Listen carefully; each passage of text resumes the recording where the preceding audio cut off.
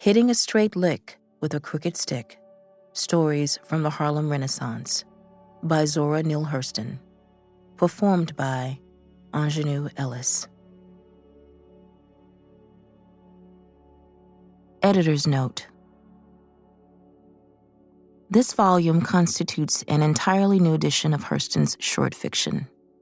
Each story here has been transcribed anew, using, whenever possible, the first documented publication of the story as the copy text. When a first publication was not available, typescript served as the foundation. I respectfully corrected errors that likely occurred during the typesetting process, such as missing end punctuation, missing opening or closing quotation marks, obvious spelling errors, and idiosyncratic capitalization. Hurston's punctuation, particularly her use of commas, dashes, and commas together, and punctuation of contractions and dialogue, evolved considerably over the course of the Harlem Renaissance. Consequently, rather than impose a single standard on the volume, I have looked to the stories themselves for guidance. Each story has been treated as a discrete text with its own conventions. For instance, when ain't appears 5 times in a story, with the apostrophe and once without it, I have replaced the missing apostrophe in that story only. In later stories, readers will then see words spelled and punctuated differently in the various stories as Hurston's distinctive voice matured. I have preserved her punctuation and spelling to ensure fidelity to her vision at the time the story first appeared. Concerning the discovery of the stories, in 2005, I documented 4 that were found in the Pittsburgh Courier, in Zora Neale Hurston and American Literary Culture. I uncovered them in the landmark microfiche collection Black Literature 1827 through 1940 as I searched for reviews of Hurston's books. Edited by Henry Louis Gates, Jr., Black Literature 1827 through 1940 collects the poetry, fiction, and reviews that appeared in 110 significant but rare Black magazines and newspapers from the period. Although the work of developing the microfiche collection began in the early 1980s, the Hurston stories contained therein waited undocumented until 2005. In 2010, Glenda S. Carpio and Verna Solors, working collaboratively, also chanced upon the Pittsburgh Courier stories while perusing microfilm of the newspaper. Through their efforts, the Courier stories became front-page news in the Chronicle Review. A short time later, Carpio and Solors gathered all 5 of the Courier stories as the centerpiece of a special issue of an academic journal, Americastudian/American Studies. Foreword, Love Letter and Testimony. Zora Neale Hurston is in that rare category of writer who reached the type of notoriety that gives her one-name status. This isn't terribly uncommon, think Faulkner, Hemingway, and Fitzgerald. However, there are precious few whose one name is their first name, and fewer still who are easily known by their given names and/or their family names. I can think of only 3: Toni Morrison, Maya Angelou, and the great Zora Neale Hurston, who predated them both. Whenever I think of Zora by this single name, I have the urge to go wild with punctuation. Zora, exclamation point, exclamation point, exclamation point. Part of this is motivated by the audacity of the name itself. There is something brazen about the letter Z, bringing up the rear of the alphabet with 3 bold slashes. And this is compounded by the fact that the name is perfectly suited to the woman herself. Who hasn't admired the images of her that we see on postcards in bookshops? The most memorable are the portraits taken by Carl van Vechten, in which Zora poses with her felt hat tilted to shade one eye, or she wears a coat that frames her face with a dramatic fur collar. These are black and white photos, but my favorite features her against a red background in which she sports a beaded cap that matches her cream-colored dress. Her lips are curved into something between a smirk and a smile, like she knows something that we don't. Have you ever noticed that Zora Neale Hurston is seldom photographed looking squarely at the camera? I can never decide whether she is being coy, deliberately cultivating the mystery of her persona. Maybe she spares us the intensity of her straightforward gaze because one should never look directly into the sun. Regardless of her motivation, the images we have are captivating and enchanting. She may not meet our eyes, but she leaves us unable to turn away all these years later. The page of her insightful prose is where Hurston chooses to reveal herself. Gone are the dramatic hats and headdresses, the sidelong glances, and the rouged lips. The stories in this fine collection are the tales of country folks, farmers, factory workers, and through their lives we experience the full range of human emotion. Hurston's sense of humor is legendary. I dare you to listen to this book in public without releasing at least one leg-slapping guffaw. Although people often suggest that Black folks laugh to keep from crying, these characters show that some laughter is simply the reward for a joke well told. But even the folks who sit on the porch telling lies and playing the dozens still get the blues. After all, they are parents, lovers, children, spouses, and friends. With these connections come vulnerability and even grief. Hurston illuminates the breadth, depth, diameter, and circumference of the lives of those she knows and loves best. Like Faulkner, Hurston's muse is her hometown, the landscape and culture that formed her.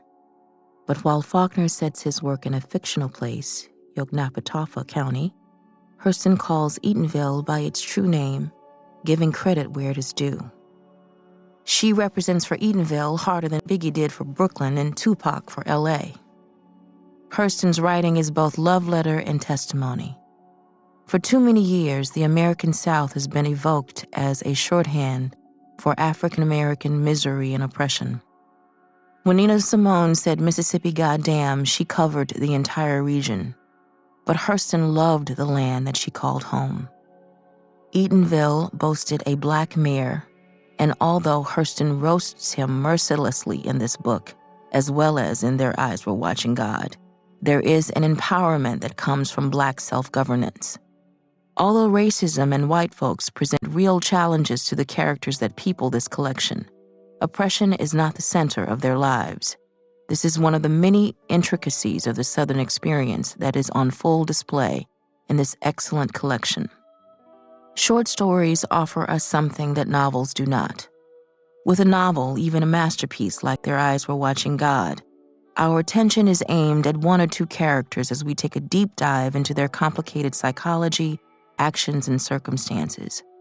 With each short story, we encounter the same degree of complexity, but the characters' experiences are distilled into a few defining moments. To use a metaphor of which I hope Hurston would approve, a novel is like a whole watermelon, gorgeous, striped, rind, white pith, red flesh, and shiny black seeds. It is delicious. It is a work of God's majesty. The short story is more like the watermelon heart. In the country, men stand by the side of the road and throw the watermelon down on the pavement just so. Upon impact, the melon will break in such a way that the juicy center is separated from the rest. This is the best part of the fruit, ripe, firm, seedless, and sweet. If a man offers a woman the heart of the watermelon, well, things are serious.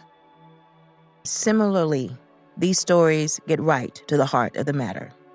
Hurston, trickster that she is, has chosen comeuppance as her literary specialty.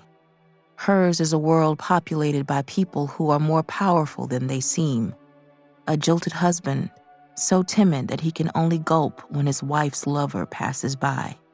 However, through his own death, he takes the Romeo to his grave. The wife, on the other hand, lives her best life, free of them both. The Baptists and the Methodists square off for an epic clash, and nobody quite wins, but laughs abound. But in the realm of payback, there is more than fun and games. In tales that feel as ancient as the monkey's paw, characters learn to be careful what they wish for. The delight of this collection is the way the stories feel rooted in a reality that is nearly a century old, yet still managed to achieve timelessness. On Hurston's tombstone are engraved the words, "A genius of the South." The memorial stone was commissioned by a young Alice Walker who was so moved by Their Eyes Were Watching God that she took a pilgrimage to Florida to find out what became of Hurston and to pay her respects. Many people know this part of the story. Hurston died penniless and in obscurity. Walker searched an unkempt cemetery, battling mosquitoes and sticker briars, until she found the sunken, unmarked grave. At the time, this was a deterrent example and rallying call, admonishing us to take better care of our cultural workers as they age. Hurston became symbolic of the many Black women writers who fell into obscurity due to the twin burdens of racism and sexism. Virginia Woolf mused about Shakespeare's hypothetical sister, but Walker championed Zora Neale Hurston, an actual person. I wonder what Hurston would make of this. I do not doubt for a moment that she would have enjoyed the attention. She was the life of the party, after all. Thanks to the advocacy of Walker and other writers and scholars, Their Eyes Were Watching God is now regarded as an American classic and has been translated into dozens of languages. Zora Neale Hurston is perhaps the best known of all the Harlem Renaissance writers, surpassing even Langston Hughes. However, I think she would be dismayed at becoming a cautionary tale. In her famous essay, How It Feels to Be Colored Me, she declared, "I am not tragically colored." In that spirit, I offer a different interpretation of these same events. We can all agree that the end of Hurston's life was difficult. We can all agree that she deserved her laurels while she still walked among us. Yet Zora, being Zora, did not let mere death end her life. Alice Walker found Hurston's grave, but Hurston's work found Alice Walker. Some listeners may not understand the title, Hitting a Straight Lick with a Crooked Stick. I will explicate it the best I can. Like Hurston, I understand that sometimes the most vibrant language doesn't translate well into the more formal tone of well-meaning documents like this foreword. The expression, one I know from my own Southern childhood, means to achieve a goal that seems to be in contradiction to the means by which it was accomplished. It's amazing, isn't it, how the act of translation boils the life out of the phrase, leaving it as limp as overcooked vegetables. This is why Hurston captured the language of her community phonetically, so that none of the music and magic would be lost in the alchemy from breath to ink. I would not do justice to this latest addition to Hurston's Ove if I did not praise the splendor of its language. No writer before or since has regarded the language of the African American South with such affection and seriousness. Unfettered by respectability politics, Hurston lets the people speak for themselves, and speak they do.